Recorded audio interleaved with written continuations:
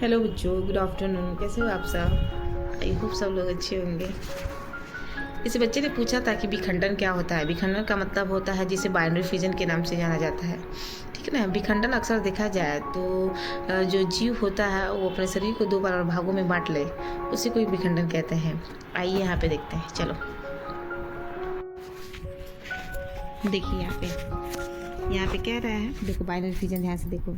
कह रहा है कि ये जो क्रिया होती है वो प्राय एक कोशिकी जीवों के ही अंदर होती है। जब जीव पूर्णतः वृद्धि कर लेता है तो ये कोशिका का केंद्रक जो होता है वो लंबा होकर दो केंद्रकों में विभाजित होता है तथा बाद में कोशिका द्रव्य भी क्या हो जाता है, विभाजित हो जाता है। इस प्रकार एक कोशिकीय जीव दो जीव बन जाते हैं। यानी कि कोई भी जीव का जब विभाजन होता है तो सबसे पहले उसके अंदर केंद्र का ही विभाजन होता है, जिसे हम कैरियोकाइनेसिस के नाम से जानते हैं। बाद में आपका देखा जाता है साइटोकाइनेसिस होता है, यानी कि कोशिका द्रव्य का विभाजन होता है। इस क्रिया को ही हम क्या कहते हैं बच्चों? आपका विखंडन के नाम से। वो भी कौन सा विखंडन? आपका द्विविखंडन, जिसे हम यहाँ पे फिजन कह रहे हैं। ठीक है। और यहाँ पे अगर देखा जाए तो ये पैरामीशियम तथा ईस्ट में तथा कुछ अन्य प्रकार के अलैंगिक जीवों में ही पाई जाती है। तो यहाँ पे आप देख सकते हैं ये जो स्ट्रक्चर है आपका अमीबा है, ये एक अमीबा से आपका दो अमीबा बन।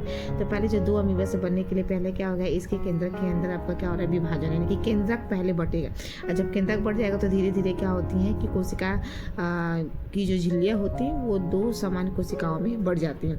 तो यहाँ पे आने वाले समय में देखिए केंद्रक जब पूर्णतः विभाजित होता है, केंद्रक के चारों तरफ कुछ समय के बाद क्या हो जाएंगी, कोशिका द्रव्य आपकी इकट्ठा हो जाएंगी। तो ये रहा हमारा बाइनरी फिजन।